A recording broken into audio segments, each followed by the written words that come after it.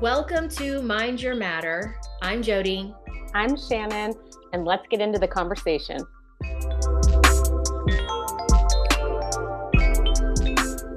So, we've been talking about how people create things in their lives that create distraction, right? They create scenarios, they create problems, they create issues that become a whole distraction so that they don't actually have to deal with what's really going on. Mm-hmm. It's like one diversion after another. And I was telling you that I had seen a post on Instagram a while back, and it was a girl who was like talking, and she said, people are always like, how do I lose weight? How do I, let release this weight on my body? And I've done everything and I've tried so hard. And she's like, you don't have a weight problem. Like, you don't have a weight problem. You are using having a weight problem to distract you from the real problem that's underneath all of that you don't want to touch and you don't want to deal with. So it's easier to just have a problem with your weight. And she's like, I'm not saying you don't have extra weight on your body. I'm just saying that isn't even the real problem. It's a problem you manufactured because you don't want to deal with the real thing that's going on underneath there. So you can focus all of your energy and all of your attention on all of your dieting and your workout. And why won't this weight leave my body? And why can't I get this gone? Instead of actually dealing with that deep emotional thing, you don't want to look at, or that story or that wound or whatever. And when I heard it, I was just like, I believe that that's true. And when you start saying that stuff out into like the general population, I don't know what you're going to get back, but you and I have been having this conversation ourselves. Well, it's true. And I think it's funny because if you look at like any online kind of thing about weight loss, like any program, anything that anybody's putting out there, the one thing you will hear across the board from all of them is it's not your fault. It's not your fault. It's not your fault. It's not your fault. Like I've listened to so many of them, and it's the number one thing that people lead in. I'm like, fault is such a stupid word. Right. Do you know what I mean? Like, and if you need somebody to tell you it's not your fault in order to feel better about yourself, okay, it's not your fault. But it is your creation. Like, I mean, fault is it's a stupid word. But like at the end of the day, like that girl was right. People may get mad at her because she's not saying what they want to hear, which is it's not your fault. Right? That's clearly these people have done marketing research to use that line, that they all use that line in their stuff, right? People don't want to feel like this is their fault. It's because people don't want to feel like things are their responsibility. And when what she's saying is, you are not taking responsibility, you're not taking ownership for something that's going on inside, right? And you'll hear people say it in a nicer way. A lot of people will say things like, it's a safety issue, right? Your system doesn't feel safe. And yeah, same. It's literally the same thing. You don't feel safe to deal with the underlying stuff that's there. So instead, we pack this on, we deal, you know what I mean? And I'm like, and we do this in a million areas in our life too. Like, it's not just weight. This is money problems. This is relationship problems. This is like, name a problem, like, like a human problem that you have. And we do this across the board. Like, I do it. Like, you know what I mean? Like, I feel like if there's anybody out there being like, oh, I don't do that. I'm like, get real. Like, look in the mirror. Like, have an honest conversation with yourself, because we all do this about different things. And then we just want to pick on the ways that somebody else does it. Mm-hmm. Yeah. When I heard it, it was one of those things that it made my brain go, okay, I can totally hear this right now. Because I have some place in me that believes what you're saying, even if I don't know exactly how to like map that out. But the other thing it made me think was, oh, okay, so then all of the things that we are saying are problems in our life, we created so that we don't have to deal with the real issue. We can distract ourselves with this circumstance And it could be a grave health issue. It could be something serious. It could be a relationship issue. It could be so many things, like you said, right? But it's like, oh, we created this, so we don't ever have to deal with ourselves, right? Mhm. We let ourselves get wrapped up in a thing. It could actually be something. Here's the thing, it doesn't even have to be something that is not good. It could actually be something that is good, because we've had that conversation too. And then we're like, I'm just going to put all my focus into this. I'm just going to put all my focus on this. And then I don't have to actually deal with myself at all, because now I can distract myself with this other diversion in my life and put all my energy over here. And of course, it's fine. It's fine if you want to do that, but that will only work until it doesn't work anymore. Right. Right. I've seen people do it with work, right? And that works until when? Like, okay, so then you're not at that job anymore, then what? Or moms with their kids.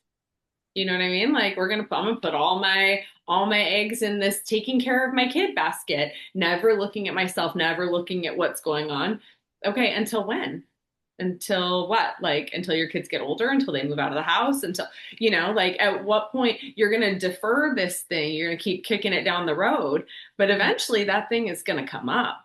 Yeah. Then what? Oh, I see. And I have to speak up for my own self, because I did this in my life with my own family dynamic, my little, nucleus, because I was miserable in my relationship.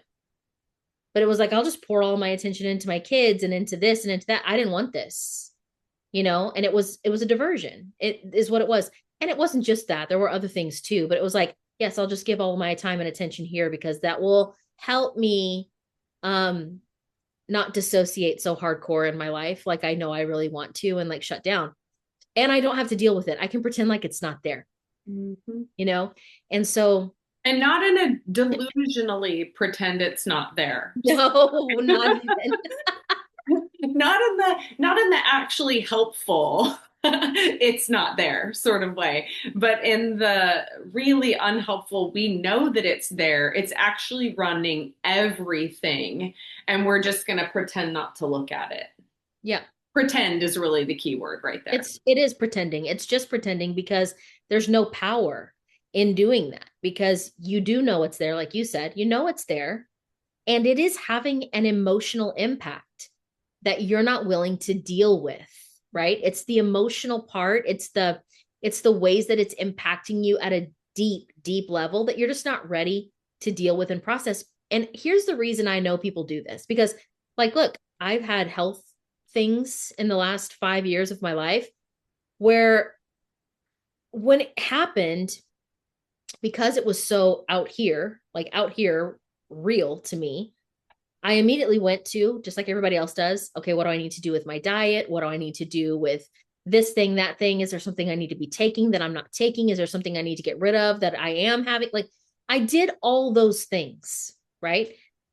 And when I listened to this person say this online a while back, I thought of that time in my life. And I was like, oh my gosh, because of course now that I've moved through it, I know it was entirely internal, entirely emotional, entirely held in place by stories and ideas that I had been holding about myself and about my life for so long that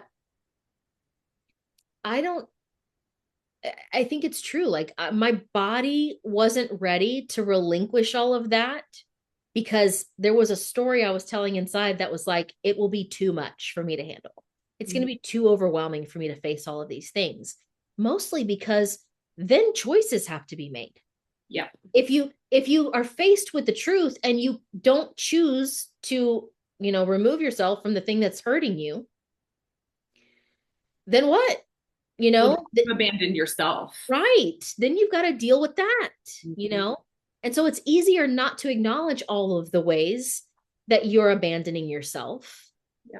And then go, but I'm eating good, but I'm working out, but I'm taking this supplement, but I'm doing the work.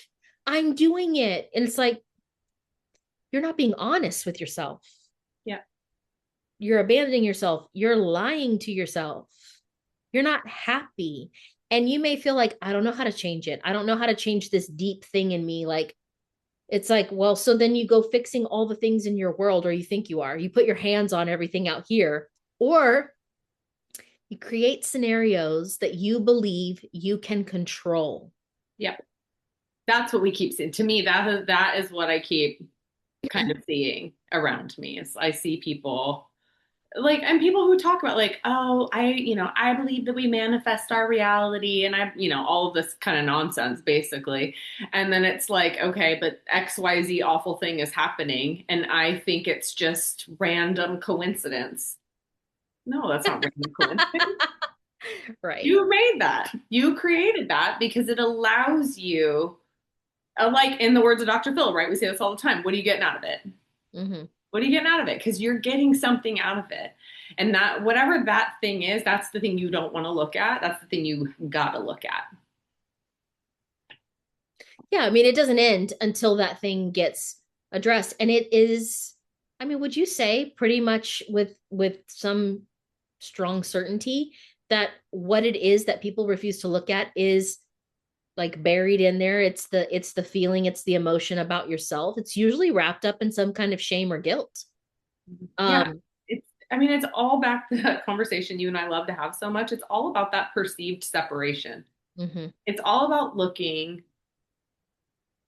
at the outside instead of the inside, right? And we're going to see the outside based off of all of our past experiences and conditioning and programming, all of those things, mhm. right?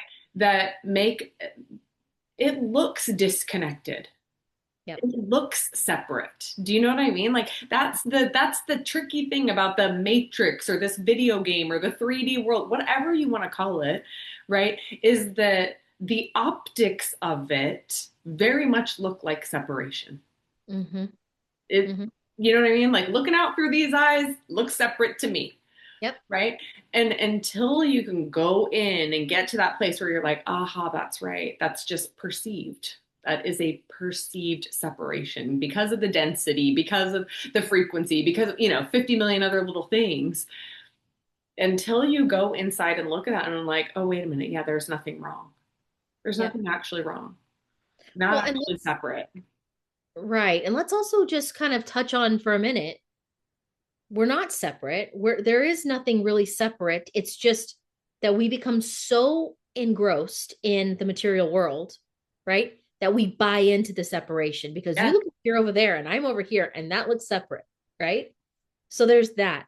But I'm thinking as you're saying this, it's bringing up for me the ways that people complain about how people in their life immediately encounter difficulty or get entangled with things that they feel like are pulling them into the difficulty.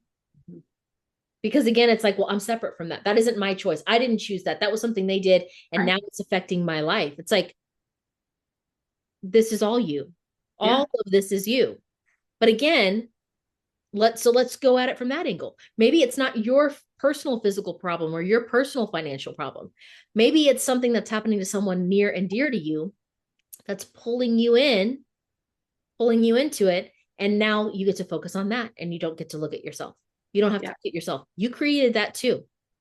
Yeah. See that people want to be like, I didn't choose that. That's their life. That's their no, no, no, no, no. No, and that's the worst. It's the hardest because I have that. I have people in my life that acting a fool about different things, and I'm like, and then I have to pull back and be like, okay, what in me is making this part of my reality right now, Same. over and over and over again? Why do I keep? Okay, okay, Well, and this part of because I've done this and I have had to look at it for myself where it's like, and I'm getting emotionally involved and I'm emotionally tangled up in this and my worry is activated and my stress level is activated and my concern is activated over this thing and I think I'm separate from it yeah, or I'm trying to be. yeah. Or my annoyance is activated. Yes, Like in yes. my case, I'm like lately, I'm like. I'm just annoyed. And it's like, no, but that shows the way that you are invested. Your energy, you're invested in this thing. I'm invested in Right. this thing. And it's like, oh no, I got to pull my attention right out of that, Right. right out. And that's the only option. Like when you said, like, it forces you to make a choice, it sure does. Mhm. And that's the thing. I think that that's what people are really avoiding at the end of the day is making that choice because the choice, it's not even a choice. Like it is, obviously, because you don't have to choose it. But this isn't something where if you are really honest with yourself, where you're like, I don't really know what the choice is. No, no. No. You know what the So choice is. you're not ready to admit the choice to yourself. Right. You're just not ready to admit it and confess it and say, I know this is what it's going to require. And maybe that's where you're at. Like I remember telling people there was a moment in my life where I was very clear that the relationship I was in was absolutely not for me. Absolutely. And I had been clear for a long, long time. But I remember one moment and I was alone and I remember being so emotional. And I remember just saying to God, I was like, I'm just going to admit that I'm afraid to make the choice. And I don't know what it was about just saying, I'm afraid to make the choice. And of course, then I started sharing with people like, you have to call the thing a thing and just say what it is. Because, right, this is just fear. Fear is what's running right here because it's going to change my world. It's going to shift everything in my world as I know it. And I don't even like what I know. I don't Right. even like it. But I'm still afraid for that to all change because the unknown is like, oh my God, what's over there? Right. So I remember saying, like, I'm afraid to choose. That's really what's going on here, God. I'm just afraid to choose. I know there is a choice to be made, and I actually know what the choice is, and I'm afraid to choose it. And I don't even know what was in that magic little thing that I said, but it literally started to unpack all of the things that had felt like difficulty for me in terms of facing it to choose, you Yeah. know? And listen, I've been the girl that's been like so emotional and freaking out before and been like mad and angry with God and being like, why do I always have to be the one to choose? Why does it always come down to me? I got to be the one. It's like, well, it's your life, Jody. You're responsible. You created this, you know? So, oh yeah, me and God, we have a very unique relationship because I really just lay it all out there and have my temper tantrums and my emotional fits. But it was just like, this has been a long time ago, but I remember so clearly. And something about, first of all, confessing that I was afraid to choose. There was no judgment in that. It was just the honesty of like, I know what I have to do if I want to have the thing I say I want to have. Mm-hmm. And I'm afraid of what that's going to look like. You Mm-hmm. know, I'm afraid of whether or not I can actually have it. Here's the reality. That is it. That's what I was gonna say. It's not even afraid like of the choice. It's afraid that I'm afraid that I can't have what I want. Yeah. I'm afraid that I can't have what I want. I know what I want, and I don't want to make the choice because I'm afraid that if I make the choice, it could actually get worse than it is right now. Mm-hmm. And I'm afraid I can't have what I want. Mm-hmm. That's Yep. that's what it comes down to, I think, for most of us. I think so too. I think that's absolutely true. And so it's just easier to pretend. I did it for a long time. It's easier. It's not easier on your health.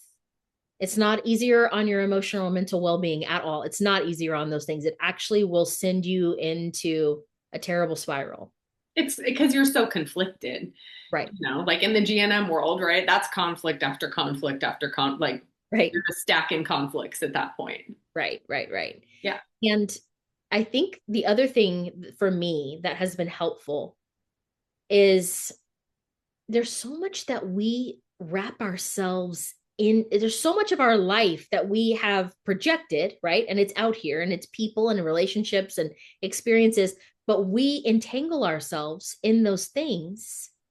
And then when it comes time to choose something that's like going to take us down a different path or, you know, whatever, change and alter relationships or change and alter the dynamic, our ego panics because that separation wound gets kicked up and it's like, I'll be alone, I'll be abandoned. You know, there's so many things that we quiet because of the fear of abandonment or because of the fear of not belonging, which is something that we innately do belong, but the story tells us you got to find how to belong. You know, it's like, So then we put up with things and we let things go on in our life that shouldn't go on. And we say yes to things that we should never say yes to.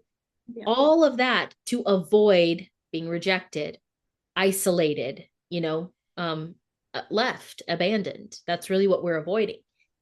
And and in my own life, it was like, there came a moment that was very clear where it was like, even if I have to be alone to have this, it is more important that I honor myself than I betray myself just to keep people in my space who don't care a thing about me. Yep. Like, at some point, you're living surrounded and you're alone. Do you know what I mean? Like, at some point, you really get into the truth of the situation. So I know this kind of feels like a rabbit trail, but it really all is connected to the thing where we're talking at the beginning of this conversation and going, look at all the things you've created in your life, all the things that you have allowed so that you can keep yourself distracted from the choice, from the honesty, from returning back to yourself and saying, this is what I need. This is who I am. This is what is most important. I tell people often, that will tell me, like, I've got all these things going on in my life and it's stressful and I don't like this and I don't like that. And I'm like, none of that is worth your health. Like, I don't care if it's about your kids. I don't care if it's about your spouse. I don't care what it's about. At the end of the day, you have to ask yourself, am I willing to die over this stressful situation? Right. And that could sound extreme, I'm sure, but it really does come down to that, because your body cannot live in a stressed, conflicted state for very long. Indefinitely. Yeah, Yeah. for very long. Not well. Yeah. It'll do it. It'll do it for as long as it possibly can. But it's no way to live. It's no way to enjoy your life. And that's what we're here for. And that's what we're talking about. Minding our matter is like, well, then you got to look at all the things that you're materializing to distract yourself from dealing with the one little thing that would literally unleash the real dreams into reality. So, yeah. Right. If I really didn't believe in separation, if I really didn't believe in that, how would I be showing up in my life? Right. What would this actually look like? Yes. And that's scary. When I ask myself that, the things come up are big things, and those look like scary things. You know what I mean? They can.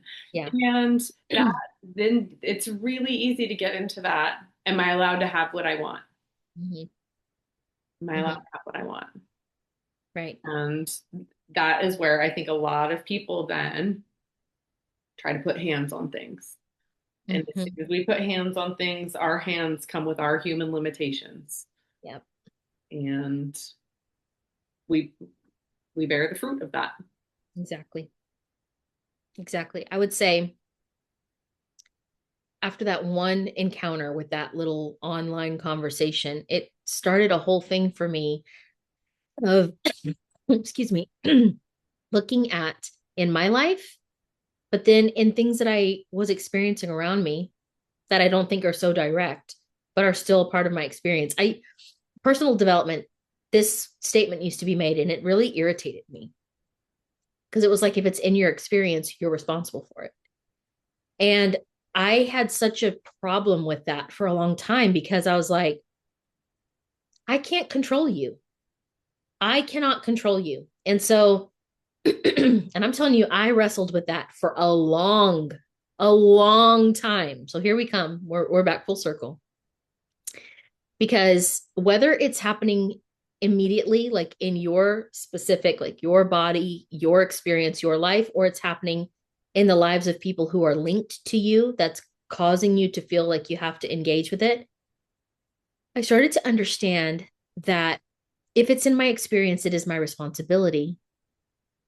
If I'm willing to accept that I am the designer and creator of my world, that literally no one can be in my space without my permission. Yeah. And I'm talking about my creative permission. No, nothing can be here without my authorization, Yeah. essentially. And if I'm willing to accept that and speak like that and live like that, then I also have to say, if it's happening in my experience, it's my responsibility. But what does that mean? Does that mean that I go try to change you? No. That means I have to get even more introspective, even more turned in and tuned in to myself to find out how some aspect of me was allowed to create that thing. Like, how did I let that happen? What's going on in here? What's happening inside the program that Yeah. says this situation gets to exist? This person gets to exist in my space? This problem gets to exist in my space? This limitation, this challenge, like all of that. It really does start to get to be where you just like, oh no, as soon as it's happening, it's like, oh, let me turn back in. Okay, something in me thinks that this is possible, thinks that this is the way that it is, Right. believes this to be true. Right. And And I don't have to go focus. This is the thing too. I get that we get all afraid of like, okay, so if I have to look at that, I have to go look at every dark recess, every right, dark cavern that lives inside of me, and all the nonsense that we think. And it's like, no, I don't have to go in to excavate the nonsense. I have to go in and reconnect with the light. I have to go in and reconnect with God. I have to go in and reconnect with the part of myself that knows that that's nonsense, that right. that's not real. You know what I mean? Because Yes. that's an insufficiency somehow. An Yep. insufficiency isn't real. That's not real. And so it's like I don't have to go in and be like, okay, so what are all the dark parts of myself that believe X? No, I'm not going to do that. Like I did that. I did a whole lot of that. And you know where that got me? Nowhere. Literally exactly the same place that I was before I did it. Maybe worse. Maybe worse off, actually. Right. I'll be honest. But when I stopped doing that and I instead started going, okay, so there's something here that I'm not crazy about. I need to go in and just, I need to return. Do you know what I mean? I just need to return. I basically need to put the cordless phone on the charger, like from back in the day. You know what I mean? That's really it. I was listening to one of my favorite teachers this morning, and she's like, there can be no like disharmony in a home. She's like, I don't care if there's 20 people living in that home. There can be no disharmony in the home if one person is going within and reconnecting. She's like, it's not possible. Mhm. And I'm like, no, that's absolutely true. Because when you're that one person, that's what you're pushing out into your reality. Well, I love John Maxwell says this. He says, when you come into my space, my operation, my process, he's like, I will either change you or I will change you. Like, that's it. Because I've chosen what I'm going to have. Mm-hmm. And that's what we're saying here. That is what we're saying. Coming back into this place of like, oh, I've created all this distraction and diversion so that I can stay tangled up in my external world and act like it's real. Yep. And I can stay distracted from the truth of me, which is I am the author of my life. Yeah. Which is I am. Right. Period. Right. And so if I stay distracted from that, then I don't have to take responsibility for myself or what's happening in my world. And then I can play in the realm of the 3D. Yes. Make believe. Yeah. And you can do it. But most people are looking for a way out of that. That's why they're seeking all of the remedy and all of the hacks and all of the solutions because they're like, I don't like it in here. Mm-hmm. This is not fun. This is not what I wanted. I didn't sign up for this. It's like, no, you actually didn't, but you got lost in the sauce. Time to come back to yourself. Time to come back to the truth of you're it. Everything you're experiencing, whether it's happening directly to you or indirectly to people that you are connected to and tied to, it is your responsibility because something in you is saying, I believe that this is what life is supposed to be. Yep. That's it. Got to change that. That's it. And it's not that, I mean, it's not hard, but Mhm. it is about divesting your attention and your focus from the 3D that we are so enamored with. And I get that all of our senses are very tied to this experience, this matrix world. But unless we can pull back our attention and go within, it's not, we're going to keep getting distracted and we're going to keep finding ourselves in the midst of things, you know, in the midst of things that we're actively creating. Well, and I think it's one of those things where we obviously came to have a sensory experience. Yes. Came for that. Um, but we certainly didn't come and say, let's make it as terrible as possible, please. Right. Like, how much pain can I feel? Like, no, Right. that wasn't it. It Right. was how much good can I experience? How much joy? How much love? How much connection? Like, those were the things that were definitely at play. Yes. We obviously knew this was going to be a very cool VR experience. Yeah, no one goes to a restaurant and it's like, I hope the food is absolutely terrible, that the service is the worst thing ever, and then I walk out with food poisoning. Like, what? No, that's why whenever anybody's like, oh, I mean, just part of the human experience is suffering and it's whatever. I'm like, that's like you telling me that I went to a restaurant to get food poisoning and after really bad service and really bad food. Like, I would not have gone there. If I'd known that, I would not have shown up. Like, that's ridiculous. That's nonsense. Right. And not just that, but also saying it and being like, and that's just what is required if you want to eat food. Right.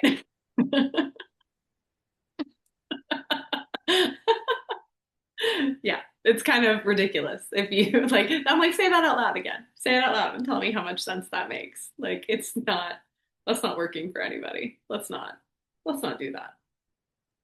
No, let's not do that. Let's not do that. End scene. Like, and let's stop all of that. So yeah, I think this is a good conversation for us to have with our own selves and just be like, oh gosh, what is it that I am actively creating that I haven't considered that I'm creating, Yeah. that I've thought was happening to me, but it's actually a creation from me that's keeping me distracted from actually just recentering myself, coming back into a space of like, oh, no, no, no, no, no. I am totally and fully in charge in the situation. Like, where do I need to pull my attention away? Yeah, Where that's do I it. need to let things collapse and dissolve because I remove my attention from them? My worship of them is gone.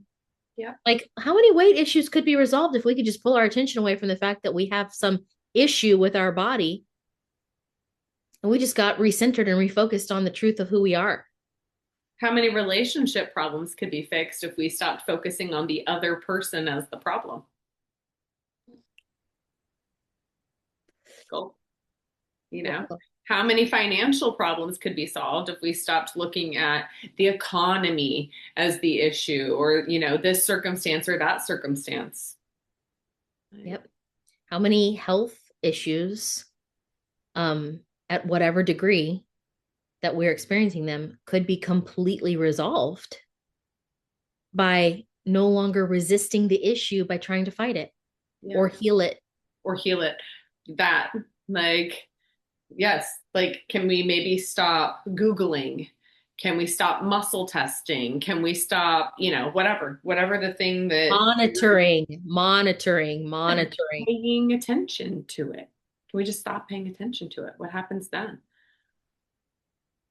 Food for thought. And on that note, we'll let you sit with it until we meet again. Have fun.